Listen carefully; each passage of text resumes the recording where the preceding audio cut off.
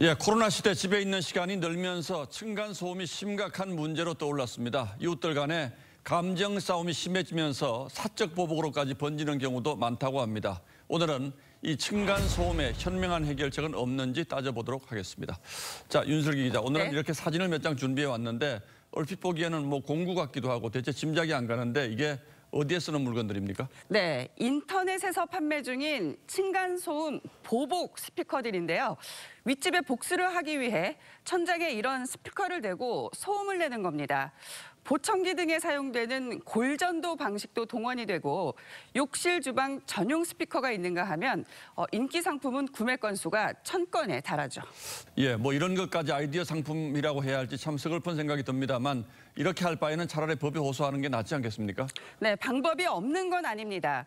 경범죄 처벌법엔 악기, 라디오, TV 등의 소리를 크게 내거나 큰 소리로 떠들거나 노래해서 이웃을 시끄럽게 하면 10만 원 이하 벌금, 구류 등에 처하게 돼 있습니다. 그런데 층간소음의 71%, 거의 대부분이 아이들이 뛰거나 걷는 발소리입니다. 그 다음이 망치질, 가구 끄는 소리죠. 다시 말해 층간소음이 악기나 TV, 노래소리가 아니다 보니까 법으로 처벌하는 거는 사실상 어렵습니다. 자, 그렇다면 아랫집에서 조금 전에 보여준 이런 스피커로 소음을 낸다면 이게 오히려 범죄가 될 수도 있겠군요. 그렇습니다. 장비까지 동원해서 보복을 하다가 자칫 아랫집이 피해자에서 가해자로 처지가 역전될 수도 있습니다. 법조계 의견 들어보실까요? 층간소음에 대응하기 위해서 보복 장치를 설치한다든가 이 정도 행위라면은 뭐 형법상의 업무방해. 그런데 사실 층간소음 문제가 어제 오늘의 일은 아니죠. 코로나 때문에 더 심각해졌다. 이 말은 맞는 말입니까, 실제로? 네, 맞습니다.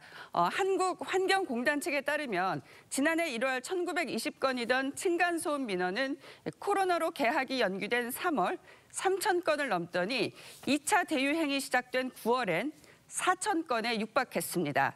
12월엔 6145건까지 증가를 했죠. 이는 연초보다 3.2배, 전년도 12월과 비교하면 2.5배 증가한 수치입니다. 분명히 코로나의 영향이 컸다고밖에는 볼 수가 없군요. 무슨 대책은 없을까요?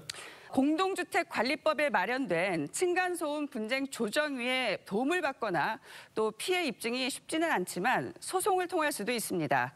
하지만 문제는 이걸로 끝이 아니라는 거죠. 이유가 뭔지 들어보실까요?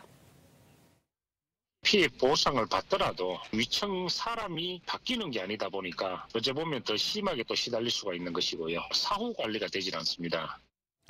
예, 저희가 오늘 대책을 따져보겠다고 했습니다만 사실 조금 전 이 말이 정답인 것 같습니다. 이사 가지 않는 이상 분쟁이 생기면 그 불편함이 하루 이틀에 끝나는 것은 아니니까 사실은 최대한 조심하거나 소통을 통해서 해결책을 찾는 것, 이게 정답일 것 같습니다. 그렇습니다.